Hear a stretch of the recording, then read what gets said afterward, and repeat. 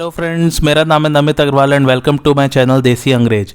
आज मैं एक वेस्टर्न ड्रामा सीरीज लाया हूँ। पहली बार इस जॉनर में किसी टीवी सीरीज का मैं रिव्यू दे रहा हूँ और टीवी सीरीज का नाम है जस्टिफाइड। मेरा रिकमेंडेशन इसके लिए मस्ट मस्ट मस्ट वॉच है। बहुत ही बढ़िया सीरीज है। खासकर इसके जो मेन लीड है उनकी एक्टिंग बहुत ही ज़बरदस्त है। और इससे पहले कि मैं रिव्यू शुरू करूं, आप लोग जल्दी से मेरे चैनल को सब्सक्राइब कर लीजिए ताकि आपको और भी टीवी सीरीज के रिव्यू के नोटिफिकेशन मिल सके। इसके डिस्क्रिप्शन की बात करता हूं मैं। एक यूएस मार्शल जिसका नाम है रेलन गिवंस, उसकी पोस्टिंग मायामी में है। उसका ट्रांसफ़र कर दिया जाता है उसी के होम टाउन में जो बहुत ही छोटा सा है और वहाँ खूब सारी कोयले की खदानें हैं, और वो है केंटकी में। आइए और बात करते हैं इसके बारे में। तो सबसे पहले तो ये बता दूं कि ये एक नए ज़माने का वेस्टर्न स्टाइल ड्रामा सीरीज़ है। एक्चुअली में ड्रामा उतना नहीं है जितना कि एक्शन और क्राइम है इसमें। सो वेस्टर्न स्टाइल ड्रामा होता क्या है, आपने वो काउबॉयज़ वाली मूवी या शो देखे होंगे। अब ये काउबॉयज़ क्या होते हैं? सो काउबॉय का एक्चुअली में वही मतलब है जो आप सोच रहे हैं। काउबॉयज़ मोस्टली अपनी कैटल की देखरेख करते हैं और ये लोग जिस टाउन या विलेज में रहते हैं वो अक्सर बहुत ही छोटा सा होता है। उसका सेटअप जनरली कुछ ऐसा होता है, एक पथरीले या रेतीली से ज़मीन पर इनके सारे एस्टेब्लिशमेंट्स रहते हैं। एस्टेब्लिशमेंट्स बोले तो एक होटल रहेगा छोटा सा, एक ग्रोसरी शॉप रहेगी छोटी सी, एक पब या बार रहेगा कुछ, एक पुलिस स्टेशन रहता है। ऐसे करके छोटे छोटे एस्टेब्लिशमेंट्स जो जरूरी के हैं वो सब रहते हैं। और बहुत ही छोटा सा टाउन रहता है, पॉपुलेशन भी बहुत ही कम रहती है। और ऐसे टाउन्स के आसपास दूर दूर तक और कुछ नहीं होता है। और यहाँ पर अक्सर गन फाइट्स देखी जाती है जो काउबॉयज़ के बीच में होती है। गन फाइट्स तो खैर अमेरिका की बहुत ही मशहूर है। तो ऐसे सेटअप वाले शोज को या मूवीज को वेस्टर्न जॉनर दिया जाता है। अब यूएस मार्शल्स क्या होते हैं? यूएस मार्शल बहुत पुरानी कानूनी सेवा है अमेरिका की। ये जनरली फेडरल लॉ के अंतर्गत आती है, यानी कि डायरेक्टली गवर्नमेंट के अंडर काम करते हैं यूएस मार्शल्स। ये काम करते हैं अटॉर्नी जनरल के निर्देश पर। सो ये लोग सर्विस यूएस की अदालत को देते हैं और ये इंश्योर करते हैं कि कानून सही तरह से ऑपरेट हो और वो संविधान को पूरी तरह से फॉलो करे। तो सवाल ये आता है कि पुलिस और इनमें अंतर क्या है? सो एक्चुअली पुलिस किसी लोकल या पर्टिकुलर एरिया में ऑपरेट करती है, वो अपने क्षेत्र से बाहर जाके काम नहीं कर सकती। उसको कहते हैं ज्यूरिसडिक्शन। यूएस मार्शल्स का पूरा ज्यूरिसडिक्शन है, मतलब कि उनके काम करने का एरिया पूरा अमेरिका ही है। उनको कहीं भी कोई भी नहीं रोक सकता। और इनका रैंक कह लीजिए या पोजीशन कह लीजिए पुलिस वालों से काफ़ी ऊपर होता है। और ये लोग पुलिस वालों तक को अरेस्ट कर सकते हैं अगर वो सही तरीके से काम नहीं कर रहे हैं या कुछ गलत कर रहे हैं। इतनी पावर्स होती है यूएस मार्शल के पास। यूएस मार्शल्स जनरली अदालत से रिलेटेड जितने भी कर्मचारी होते हैं उनको सुरक्षा प्रदान करते हैं, मोस्टली जजेस को। और ये फेडरल विटनेस प्रोटेक्शन प्रोग्राम का भी ऑपरेशन देखते हैं। विटनेस प्रोटेक्शन प्रोग्राम सिंपल शब्दों में कहूँ तो मान लीजिए कोई गवाह है जिसकी जान को खतरा है किसी मुजरिम से, तो उसे विटनेस प्रोटेक्शन प्रोग्राम में रखते हैं जहां हर समय उसकी सुरक्षा के लिए पुलिस उसके आसपास मौजूद रहती है। सिमिलरली कोई मुजरिम किसी दूसरे मुजरिम के खिलाफ अगर अदालत में गवाही देने वाला है तो उसकी जान को भी खतरा है, उसको भी विटनेस प्रोटेक्शन प्रोग्राम में रखा जाता है। कई बार इस प्रोग्राम में परमानेंटली किसी गवाह को एक नई जगह नई आइडेंटिटी के साथ रीलोकेट कर दिया जाता है ताकि जो मुजरिम पकड़ा गया है वो उस गवाह पर हमला ना कर सके। और यूएस मार्शल का काम होता है किसी कैदी को अगर किसी एक प्रिजन से दूसरे प्रिजन में ट्रांसफ़र करना है तो वो काम यूएस मार्शल की देखरेख में होता है। अब वो ट्रांसफ़र एक शहर के अंदर भी हो सकता है या एक शहर से दूसरे शहर भी हो सकता है या फिर एक राज्य से दूसरे राज्य में भी हो सकता है। अच्छा, क्या होता है, कुछ मुजरिमों के लिए केंद्र सरकार ओपन अरेस्ट वारंट जारी कर देती है क्योंकि ये ऐसे मुजरिम होते हैं जिन्होंने बहुत बड़े क्राइम्स कर रखे होते हैं। तो इनको पकड़ने के लिए सरकार ओपन अरेस्ट वारंट जारी कर देती है, यानी कि अगर वो मुजरिम कहीं भी दिखे तो कोई भी पुलिस वाला उसे अरेस्ट कर सकता है। ये काम भी लेकिन मोस्टली यूएस मार्शल के अंतर्गत ही आता है। और यूएस मार्शल जो ऊंचे पद पर सरकारी अधिकारी है उनको भी सुरक्षा प्रदान करता है। तो मेरे ख्याल से अब आप लोग समझ ही गए होंगे कि यूएस मार्शल्स क्या होते हैं और उनकी सर्विसेज क्या क्या है या उनकी ड्यूटीज़ क्या क्या है। चलिए आगे बढ़ते हैं रिव्यू में। रेलन गिवंस नाम का एक यूएस मार्शल है जिसकी पोस्टिंग मायामी राज्य में थी अमेरिका में, और फिर उसको उसी के होम टाउन जो कि बहुत छोटा सा गरीब सा है जहाँ कोयले की खदानें हैं वहाँ उसका ट्रांसफ़र कर दिया जाता है। रेलन गिवंस का कैरेक्टर इसमें टिमोथी ओलिफेंट ने निभाया है और मैं सच्ची बताऊं, टिमोथी ओलिफेंट का मैं बहुत बड़ा फ़ैन हो गया था इस सीरीज़ के बाद। ये सीरीज़ देखने के बाद मैंने उनकी शायद ही कोई सीरीज़ या मूवीज़ छोड़ी होगी, मैंने सभी देख डाली सिर्फ और सिर्फ उनकी एक्टिंग के लिए। और मुझे पूरा यकीन है कि आप लोग भी ये सीरीज़ देखने के बाद टिमोथी ओलिफेंट के फ़ैन ज़रूर हो जाएंगे। देखिए, मैं बताता हूँ कि क्यों मुझे उनकी एक्टिंग अच्छी लगी। एक्चुअली कहानी तो खैर अच्छी है ही इस सीरीज़ की, लेकिन जो टिमोथी की अप्रोच है अपने कैरेक्टर की तरफ, वो बहुत ही यूनिक टेक है। उन्होंने यूएस मार्शल का जो किरदार निभाया है वो बहुत ही टफ और स्ट्रिक्ट है और रूल्स फॉलो करने में विश्वास रखता है, लेकिन अगर सही चीज़ करनी हो नियम तोड़ के तो वो भी ये कैरेक्टर करेगा। तो फिर इसमें अलग क्या है, ऐसे कैरेक्टर्स तो हमने देखे हैं, बट जिस तरीके से उन्होंने पोर्ट्रे किया है ना इस कैरेक्टर को, वो बहुत ही यूनिक है। रेलन गिवंस को बहुत ही चालाक दिखाया है और उसका दिमाग बहुत तेज़ है। दिमाग तेज़ इन द सेंस कि अगर कोई भी खतरा आया तो उससे कैसे निकलना है उसका आइडिया रेलन को तुरंत आ जाता है और वो एग्जीक्यूट करने में देरी नहीं करता।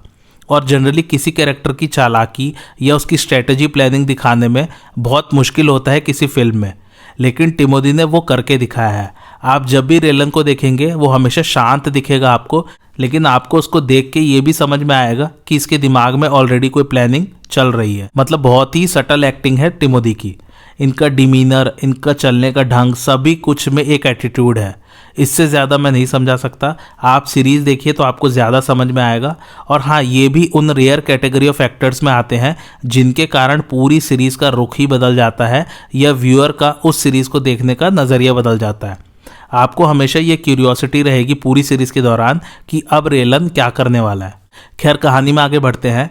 ये सीरीज़ सेट है अपैलेचियन माउंटेन्स में ईस्टर्न केंटकी वाले रीजन में, और ये सीरीज़ बेस्ड है एल्मोर लेनर्ड की कहानियों पर और सेम नाम के कैरेक्टर पर। ईस्टर्न केंटकी वाले रीजन में जो लोग रहते हैं उन्हीं के इर्द गिर्द ये कहानी घूमती रहती है, और इस सीरीज़ ने भी ढेर सारे अवार्ड जीते हैं।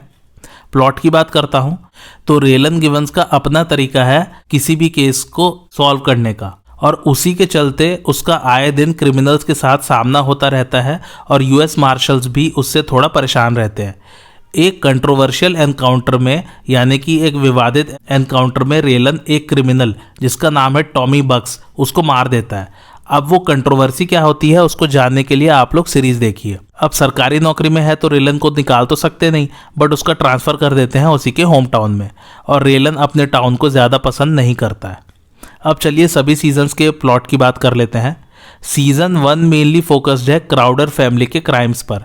इसमें रेलन एक एवा क्राउडर नाम की लड़की को बचाना चाहता है बाकी की क्राउडर फैमिली से, क्योंकि एवा ने अपने पति को गोली मार दी है और वो मर गया है। एवा क्राउडर का किरदार निभाया है जोएल कार्टर ने। खैर, एवा का पति उसे बहुत सालों से मार पीट रहा था, तो इसलिए उसने गुस्से में उसे गोली मार दी।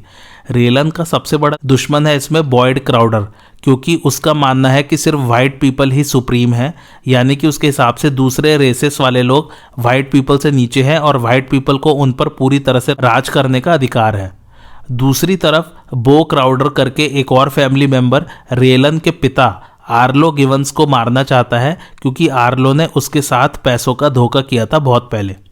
अच्छा, एक बात और, बॉयड का किरदार निभाया है इसमें वॉल्टन गॉगिंस ने, और इनकी एक्टिंग भी लाजवाब है। वो इस सीरीज़ के बाद बड़े स्टार बन गए थे हॉलीवुड के।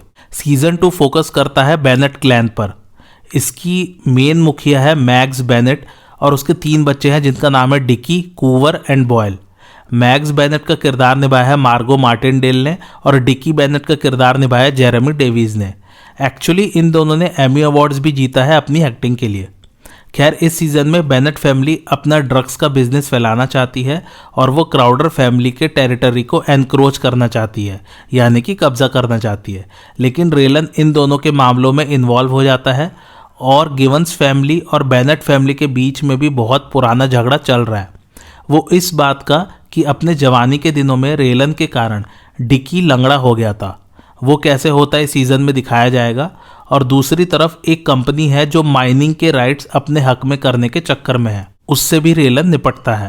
थर्ड सीजन का मेन विलेन है रॉबर्ट क्वाल्स, जिसका किरदार निभाया है नील मकडनो ने। ये भी जाने माने एक्टर है हॉलीवुड के। रॉबर्ट को एक्चुअली उसकी क्रिमिनल ऑर्गेनाइजेशन ने निकाल दिया है और वो उसको केंटकी भेज देते हैं। यहाँ आके रॉबर्ट एक लोकल क्रिमिनल जिसका नाम है विन डफी, उसके साथ जुड़ जाता है। विन डफी का किरदार निभाया है जेयर बंस ने, और बॉयड क्राउडर और डिकी बेनेट की भी अपनी एक कहानी चलती रहती है। रेलन गिवंस रॉबर्ट से रिलेटेड क्राइम्स को इन्वेस्टिगेट करता है और रॉबर्ट का पर्दाफाश भी करता है। 4th सीजन की शुरुआत एक मिस्ट्री से होती है। ये मिस्ट्री 30 साल से सॉल्व नहीं हुई है हार्लन काउंटी में। हार्लन काउंटी रेलन का होम टाउन है। हाँ, तो मिस्ट्री कुछ ऐसी है। ईयर 1983 में जनवरी महीने में एक आदमी पैराशूट के खराब हो जाने के कारण कॉर्बिन नाम के शहर में केंटकी में एक सड़क पर गिर जाता है और मर जाता है। उसके पास जो बैग्स होते हैं वो पूरे कोकेन से भरे होते हैं और उसके पास एक आईडी टैग होता है वॉल्डो ट्रुथ के नाम से। रेलन को इस मिस्ट्री के बारे में अपने पिता आर्लो गिवंस के घर से पता चलता है जब उसको वहाँ वॉल्डो ट्रुथ का आईडी टैग मिलता है। और तहकीकात करने पर पता चलता है कि उसके साथ जो बैग था वो आर्लो ने कहीं छुपा दिया है, लेकिन बहुत पूछने पर भी आर्लो रेलन को उस बैग के बारे में नहीं बताता है कि वो बैग का है। जैसे जैसे और तहकीकात होती है तो पता चलता है कि ये सब इन्फॉर्मेशन एक मेजर माफिया वाले को अरेस्ट करवा सकती है।